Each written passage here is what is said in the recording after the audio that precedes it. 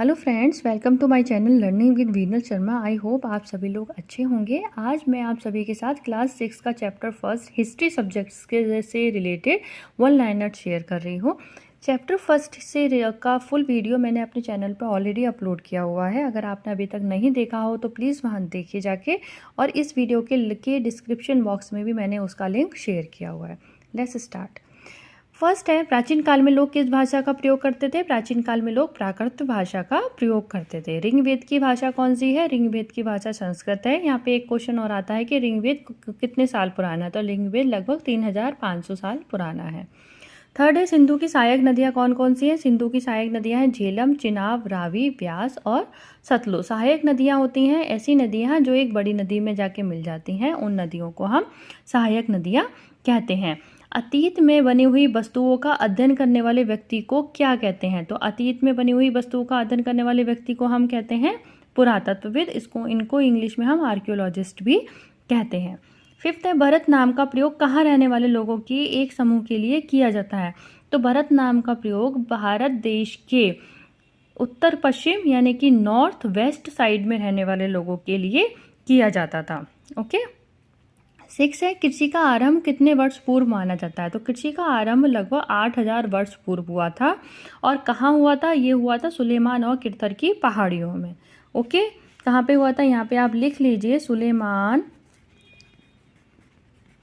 और किरथर की पहाड़ियाँ में कृषि का आरंभ हुआ था। 7 है, जो नदियाँ एक बड़ी नदी में मिल जाती है उन्हें क्या कहते हैं? तो जो नदियाँ एक बड़ी नदी में मिल जाती है उनको हम सहायक नदियाँ कहते हैं। ठीक है। किसके शासन में सबसे ज़्यादा संख्या में अभिलेख लिखे गए थे? अभिलेख होते हैं इंस्क्रिप्शन, और इंस्क्रिप्शन हमेशा सॉलिड सरफेस पर लिखे जाते हैं। ये पत्थर के भी हो सकते, पत्थर के होते थे ज़्यादातर। और सबसे ज़्यादा जो अभिलेख लिखवाए थे वो चंद्रगुप्त ने लिखवाए थे। अतीत में बनी और प्रयोग में लाई गई वस्तुओं का अध्ययन करने वाले व्यक्ति को क्या कहते हैं? आर्कियोलॉजिस्ट या पुरातत्वविद कहते हैं। 10 है, सिंधु सभ्यता के प्रथम नगर कितने वर्ष खोजे गए थे? तो सिंधु सभ्यता के नगर सबसे पहले 4700 वर्ष पहले खोजे गए थे। और जो ये सहायक नदियाँ होती हैं ना, छोटी छोटी नदियाँ, इनके किनारे किनारे जो आसपास जो एरिया होता था उन नदियों के आसपास ये एरिया में रहने वाले लोग मिले थे हमें। और ये नगर जो थे यहीं पे बने थे, इन नदियों के आसपास ही ये नगर फले फूले थे। ठीक है। 11 है, लगभग 8000 वर्ष पूर्व सुलेमान तथा किरथर क्षेत्र के लोगों ने किन पशुओं को पालतू बनाया था? देखिए अभी क्या हुआ था, 8000 साल पहले लोगों ने सबसे पहले, यहाँ पे जो एक क्वेश्चन आता है, एक और क्वेश्चन, कि उन्होंने और फसलें कौन कौन सी उगाई थी सुलेमान और किरथर की पहाड़ियों में? देखिए 3 क्वेश्चन बन गए सुलेमान और किरथर से कि कृषि का आरंभ कब हुआ था? 8000 साल पहले। कौन कौन से पशुओं को पाला था? भेड़, बकरी, गाय और बैल। और फसलें कौन कौन सी उगाई थी? गेहूं और जौ। आप यहाँ पे लिख सकते हैं कि फसल उगाई थी इन्होंने गेहूं और जौ। ठीक है। आई होप आपको यहाँ तक समझ में आया होगा। 12 देखते हैं हम, इंडस शब्द किस शब्द से निकला है? देखिए इंडिया शब्द किस शब्द से निकला है? इंडिया निकला है इंडस से। किससे निकला है? इंडस से। और ये इंडस जो है वो संस्कृत भाषा का शब्द है, संस्कृत का शब्द है। इसका अर्थ होता है हिंदी में सिंधु। ठीक है। 13 देखते हैं, अतीत में उपमहाद्वीप के लोग यात्राएं क्यों करते थे? देखिए पहले क्या होता था कि उस टाइम पे लोग यात्राएं करते थे, तो जो यात्राएं होती थी उनके 2 और 3 मेन पॉइंट थे कि वो यात्राएं क्यों करते थे। देखिए इसमें सबसे पहला आता है प्राकृतिक आपदाओं के कारण। ओके। सेकंड आता है काम की तलाश में। 4th आता है भोजन की तलाश में। तो वो इन सब के कारण लोग यात्राएं करते थे। ठीक है। डिटेल में अगर आपको जानना है तो आप मेरे प्लीज़ वीडियो को जाके मेरे चैनल पे जाके उस वीडियो को वॉच कीजिए। फिर 14 देखते हैं, गंगा के दक्षिण में फैला गंगा तथा इसकी सहायक नदी सोन के आसपास का क्षेत्र प्राचीन काल में किस नाम से जाना जाता था? तो गंगा के जो साउथ साइड का एरिया था और इसकी जो सहायक नदी थी सोन, ये क्वेश्चन आता है कि गंगा की सहायक नदी कौन सी है? सोन है। ठीक है।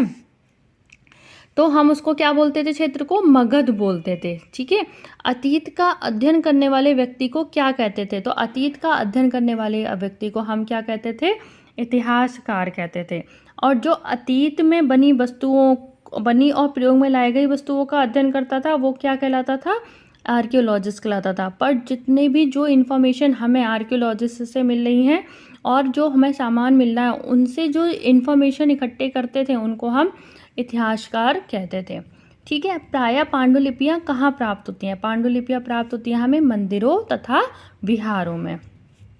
प्राकृत भाषा का प्रयोग कौन करते थे, प्राकृत भाषा का प्रयोग करते थे आम लोग, मतलब जो हमारे कॉमन पीपल थे वो लोग प्राकृत भाषा का प्रयोग करते थे। ईसाई धर्म के प्रवर्तक कौन थे, ईसाई धर्म के प्रवर्तक थे ईसा मसीह। आखेट का अर्थ क्या है, आखेट होता है शिकार करना। ठीक है। पांडुलिपियाँ किस पेड़ की छाल पे बनाई जाती थी, देखिए पांडुलिपियाँ बेसिकली ताड़पत्र ज़्यादातर जो थी वो भुज नामक पेड़ की छाल पर बनाई जाती थी और पांडुलिपियों को ताड़पत्रों पर भी लिखा गया है। ठीक है। 21 देखते हैं, वर्ष की गणना किसकी जन्म तिथि से की जाती है, तो जो वर्ष की गणना की जाती है वो की जाती है ईसा मसीह के जन्म से। ठीक है। लगभग 2500 वर्ष पूर्व शहर किस नदी के तट पर विकसित हुए थे, तो जो 2500 वर्ष पहले नगर विकसित हुए थे वो नर्मदा नदी के किनारे विकसित हुए थे। ईरानी और यूनानी कहाँ से आए थे, जो ईरानी और यूनानी थे वो भी उत्तर और पश्चिम से आए थे। ठीक है। गारो पहाड़ियाँ कहाँ स्थित हैं, गारो पहाड़ियाँ भी भारत के उत्तर पश्चिम में स्थित हैं। ठीक है। बीसी क्या है, अब देखिए यहाँ पे ना डेट आती है, डेट के बारे में भी मैंने उस वीडियो में अच्छे से समझाया हुआ है, प्लीज़ उस वीडियो को वहाँ पे जाके वॉच कीजिए। ओके।